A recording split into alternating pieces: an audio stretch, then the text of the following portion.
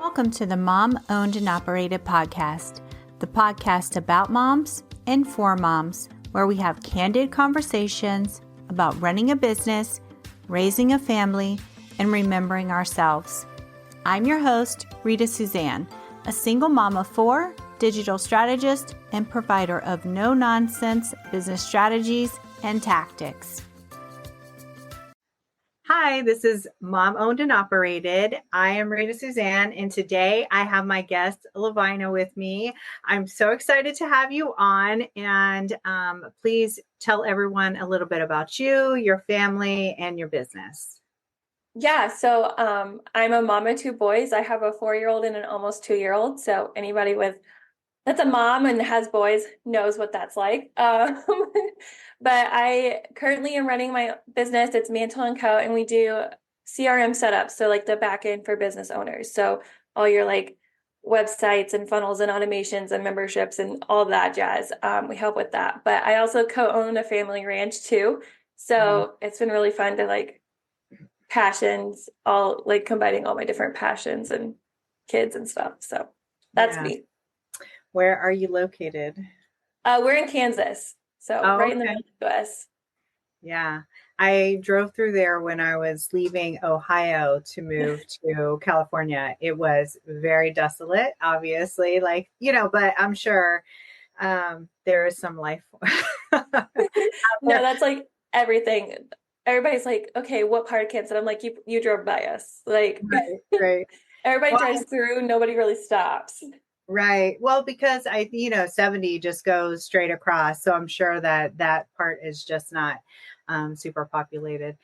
So what made you get into like CRMs? Like, how did you do that?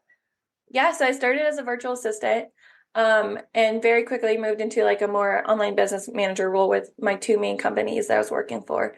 And they were using HubSpot. So around the same time, my own business, I needed something more.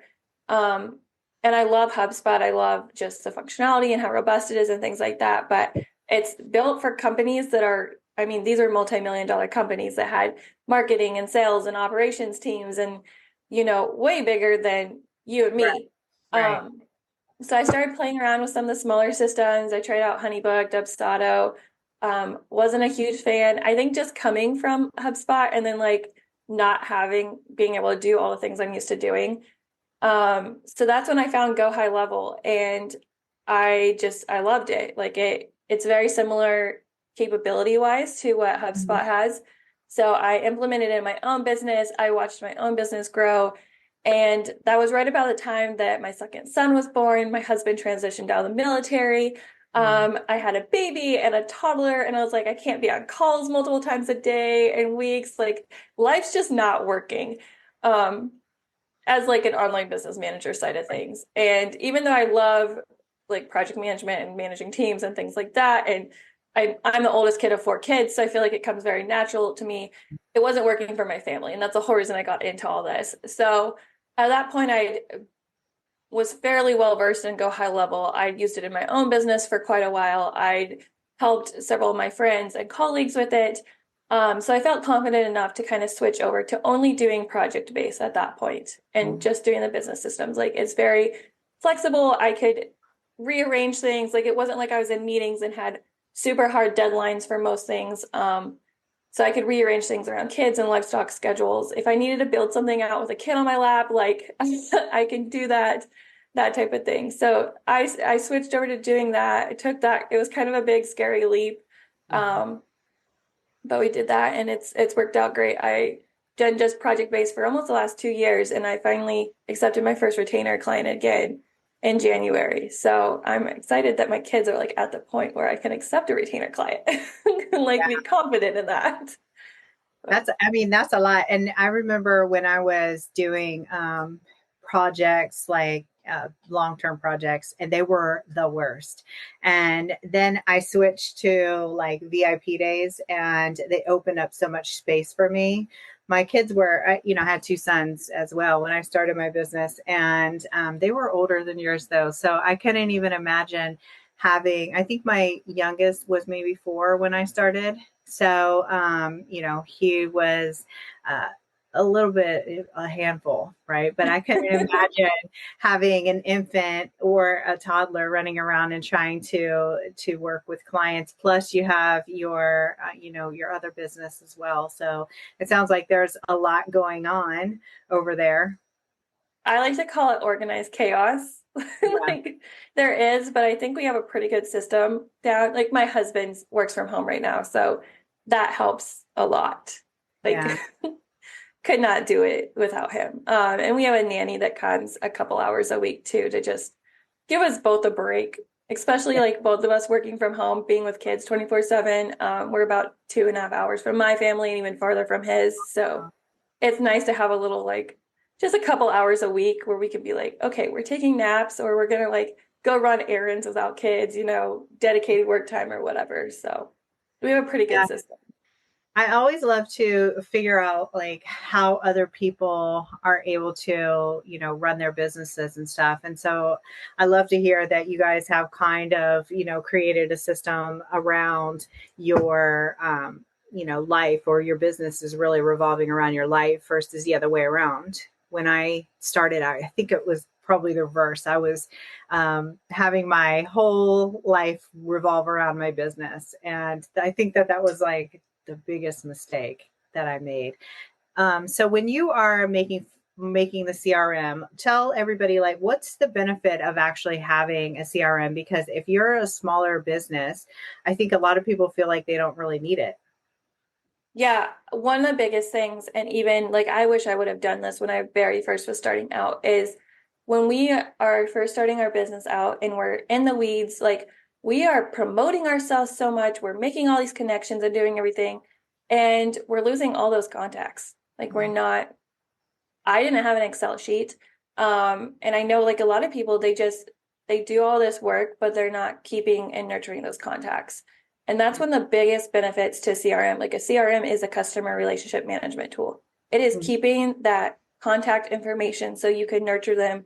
You can go back and talk to them and you can make those connections and build those relationships and not lose track of who they are is one of Right. the biggest things. Like there's so many people I talked to when I was probably like the first 6 months of my business that I wish I would have kept their information because they would be amazing referral partners right now. But I don't remember, like maybe I remember their first name, but nothing else. Yeah. Um, so that's one of the biggest things, especially as like if you're brand new to business, is just having some sort of system, even if it's an Excel sheet. A lot of times, brand new to business, you don't need a full CRM. Like you probably don't have an email list that you're sending out newsletters and things like that. You probably don't have a membership yet.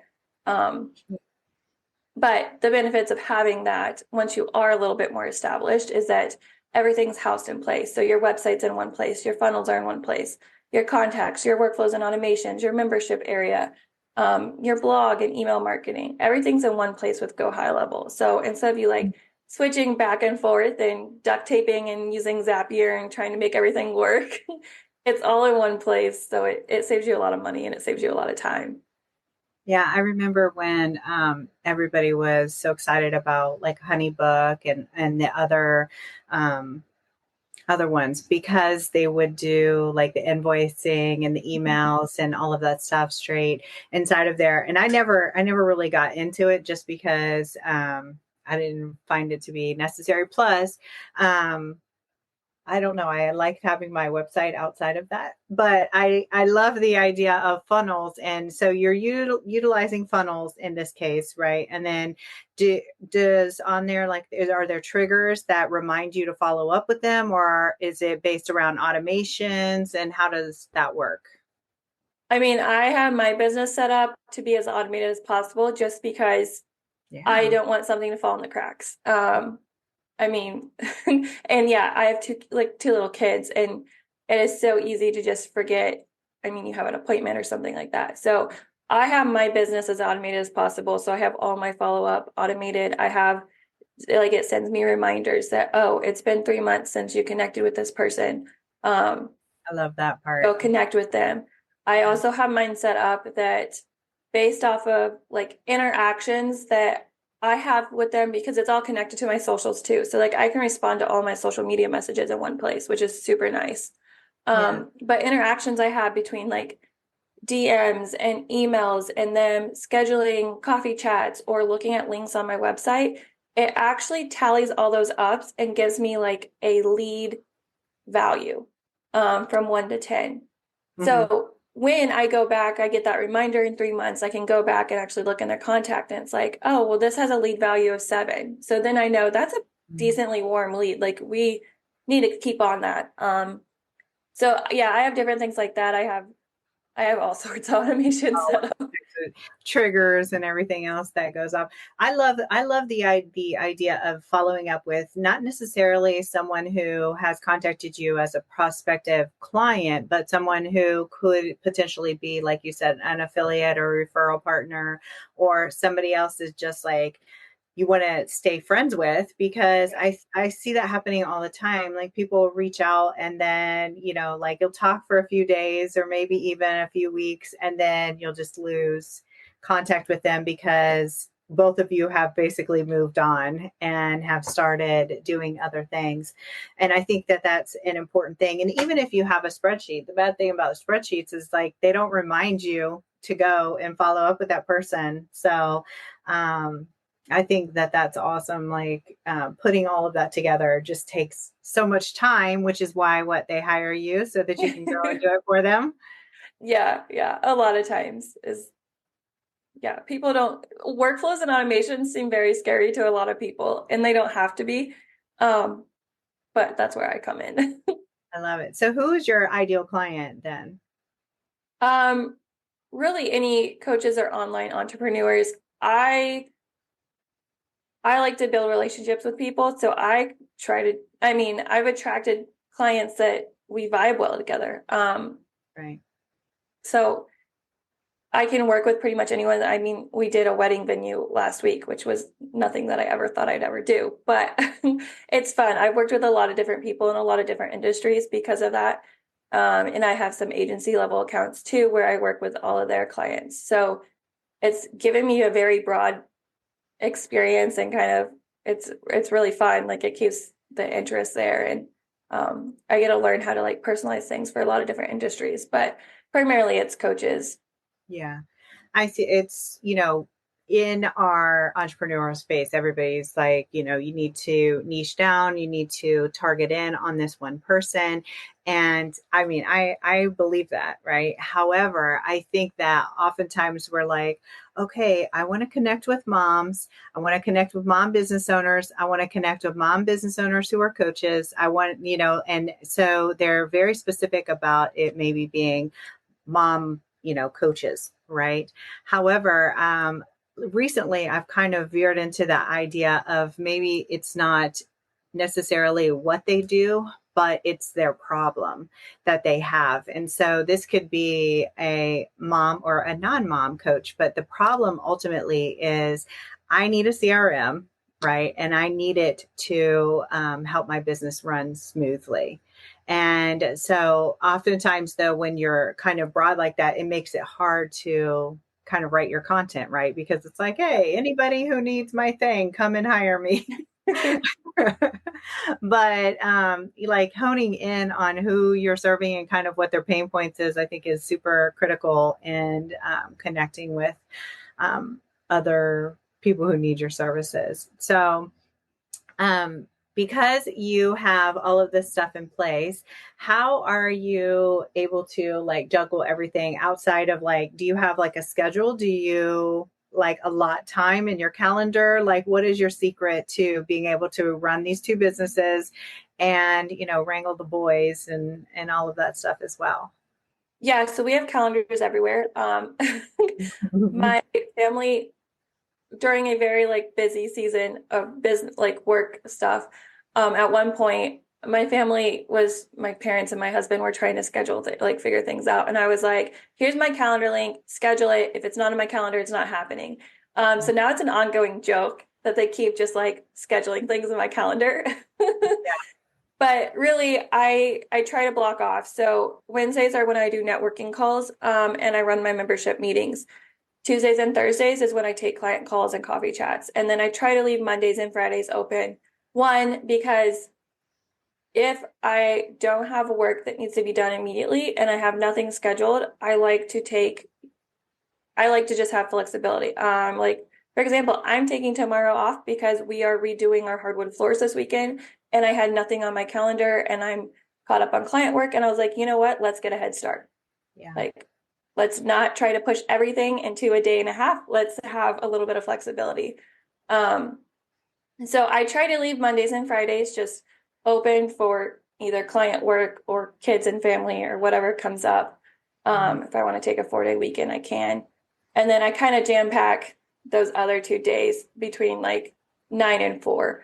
Um, and they're normally even then, like they're not horrible. Like I still have time to get things done in between. So Yeah, I think that that's the key is like that's one of the reasons why we do this, right? Like we have our own businesses. I know I started my business so that I could be home with my sons more. But I feel like most of us, what we're striving for is time and financial freedom, right? And so oftentimes, though, we get so busy and caught up in the mundane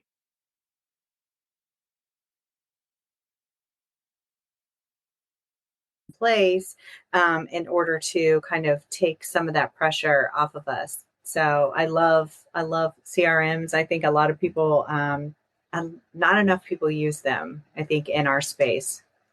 yeah, no, I totally agree. And I think it is important to have just dedicated days to work. Like that was one of the biggest things I noticed in a difference in my business and just how less stressed I was is when I had, even if it was just one day on my calendar where there was no calls booked. Like Hmm. the just having one day of flexibility to like knock things out was really nice. Um, and one thing, like as a mom, I realized I was on my phone working even in evenings and mornings, and that was really hard for me. So I just had to put do not disturb on and like learn to leave my phone in another room to charge. Um, so just kind of creating different boundaries around myself and my business, which has been like it's not easy whatsoever. Like um I'm the type Started. of person where if a client emails me or messages me, like I want to respond immediately. And Mm. it took a little bit to get comfortable with the fact that okay, they know there's boundaries here. They know I'm not going to like they're probably fine with it. They're probably just messaging me so they don't forget it. Yeah. But things like that. I think, especially if you ever worked in corporate, I think that we've been kind of trained to keep our emails open and be as responsive as possible, like almost instantaneously. That's the way it was when I worked in corporate. And so I had to untrain myself as well. And so two things that I did was I just removed email off of my phone altogether. And then I could only check when I was at home and actually sitting down to the computer. That saved me. Otherwise, I would be so reactive. Oh my gosh, I need to get back. I need to get this client done. I would wake up with so much anxiety because of the list of stuff from my clients, asking me to do. Oh, I forgot about this and I forgot about that. And so I think once you start setting those boundaries and actually enforcing them. I mean, it's been 9 years without email on my phone at all. And it's heaven. Like it's amazing. And then the second thing that I did was, although I have social on my phone, right? Who doesn't? I just turned off all my notifications. So I never get notifications and only reply when I want to. Sometimes that's not great, especially like if someone is trying to tag you in something and they're like, oh, Rita over here, like Rita. And I'm just like, 5 hours later, I'm replying and I'm like, oh, sorry, my bad. But I've had people actually like text me and be like, I'm tagging you, go do this. But I feel like I have to do that for my own sanity. Otherwise, I would just be in front of my phone all day, like I was in the beginning. That's how I was because I felt like I needed to prove to everybody that I could make this business work. And so Yeah. it was like, I'm going to kill myself, working too much. I mean, Yeah.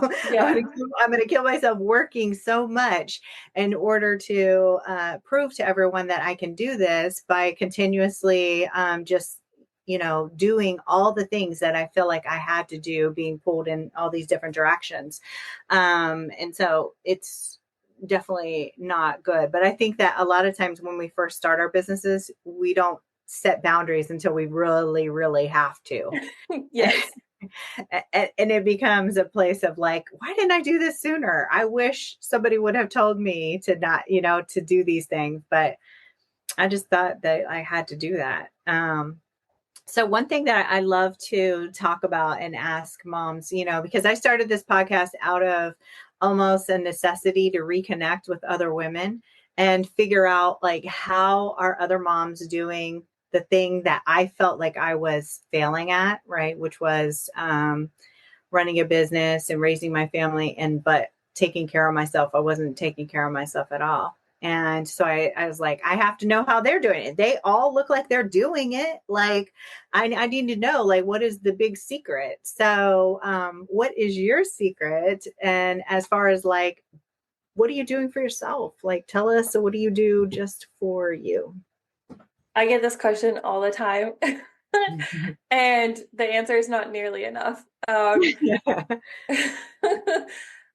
One But of it, the you biggest things, recognize it, right? Like you yeah, like, realize that that's what it is. So you're going to be moving forward in order to make improvements. yeah, and we're slowly getting there. Like it used to be I did nothing for myself, and now it's like I have quiet time in the morning, and like generally I'll start like my work day with like a meditation or just kind of sitting and relaxing and reading a little bit of a book or something like that. So I'm definitely improving and I'm getting better. I keep saying that I'm just gonna like book a spa day and just escape and Yeah. not worry about it, but that hasn't happened yet. I've been saying that too for 10 years. So Yeah. But no, I think it's for me, it was more recognizing that I wasn't like I was so involved in my business and then trying to be a mom, but not even like being the fun parts of being a mom, like just, okay, the house needs cleaned and we got to make dinner and we got to prep this and the grocery list needs done and like all these different things that are involved with being a parent. Um, that I realized like I was missing out on. Okay, yes, the house is a disaster, but we can take an hour and we can go play outside together. And we can take an hour and we can go make some cookies or like just those little things that are fun, like the fun parts of being a parent. Um, and honestly, that's been amazing. Like just being okay with the fact that my house is a disaster and things are not where I normally want them, but it's okay to take a second and do something fun that your kid wants to do. And not your responsibilities for a second. So that's yeah. been huge for me and just feeling better about myself and better as a parent. Like Yeah. I've said this before and I'll say it again that sometimes self-care is literally as simple as just going into the bathroom by yourself and staying in there for just an extra few minutes so that you can catch your breath, right? And just like evaluate and recenter yourself. And I think that oftentimes people may equate the self-care to something elaborate like going to the spa or, getting their nails done or things like that. And I think that those are great activities, but I don't think that they're necessarily indicative of self care, right? Whatever makes you feel like you've done something for yourself is all it takes. Like bath, I used to say taking a bath or taking a yeah. shower was my self care. So Like taking a shower that's actually longer than 5 minutes. right, right. Yes. Like Like doing a shaving full my wash your leg. hair, like exfoliate, like Yeah. yes. Yeah. No, my kids are all teenagers now. And so have a lot more freedom and flexibility. So just know it's coming. It's going to take you a long time to get there, but it's going to happen. And, you'll get it back slowly. But, I do remember what it was like to have my kids so young and feel so overwhelmed by all the directions that I was being pulled in. So just you'll get there. Just don't worry, and just if you recognize like those little things, I think that'll help you get closer to the bigger things that you need in order to feel like you're actually taking better care of self, right? Yeah. And like we've taken, like it's been amazing just recognizing like your health isn't the best and like starting to take those small steps. And Yeah. health is one of those things, like it's not an overnight thing. Like it takes time Yeah. to get there. And just seeing the difference at looking back like 3 and 6 months and be like, okay, these little things I started doing 6 months ago, like are making a difference. And yeah. I know. I wish I could lose weight as fast as I feel like I gained it, but it's Right. just not happening. But it's one day at a time. So, I'm getting there. And so, I think just appreciating the moment that we're in and the space that we're in is something very important. And I think a lot of us forget that because we're too busy looking to the future. So, where can everyone find you? Like, where are you online so that they can hire you and get that CRM set up and get themselves running more smoothly? Instagram's going to be our best bet. I'm on Instagram at Mantle Co. Or my website and email, which is just Mantle Co. or info at Mantle Co. But I can like 100% tell you, you're going to get a response fairly quickly if it's in DMs on Instagram versus email. Like Yeah. probably going to take a couple of days. If you saw my inbox, you would understand why. Um, but yeah, I'm on Instagram every day and posting videos of the kids doing dumb things and baby calves and whatever else is happening in life. So I love that. That is so great. I love meeting you, and I think that I appreciate you coming and spending a little bit of time with me and letting everyone know, you know, how you're able to do all of the things. yeah, absolutely. I mean, it's not easy, but definitely like having a system and kind of schedule in place helps a lot. So Yes. So, just one last question that I like to ask too. If a mom came to you and she wanted to start her own business, what would your advice be to her? 100% do it. Like there is no reason that you can't be a mom and run an amazing business at the same time. But definitely like tap into your support system. And if that's your family, amazing. Like I have an amazing support system with my own family, but a lot of people don't have that. Yeah. Um, Pretty sure my parents thought I was batshit crazy when I started this whole thing, but they never once told me and they always encouraged me. Yeah. But also, like, there's an amazing community of entrepreneurs and even like mom entrepreneurs. I think every single one of us is rooting for you and is more than willing to help you because we've been there and we've seen the difference in just how we have grown as a mom and as a person since starting our own business. And it's such a good example to show our kids too. So tap into those resources. Like there's so many people out there that are willing and want to help you and want you to exceed.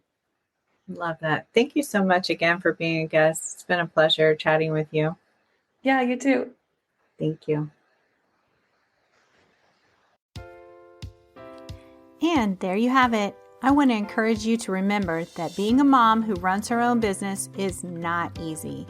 We all struggle, but just keep moving forward and don't forget to make time for yourself. As moms, we are usually the first thing to go to the bottom of the list. If your business is overwhelming you and you need real solutions, not just some sugar-coated suggestions, apply to work with me at ritasuzanne.com/apply.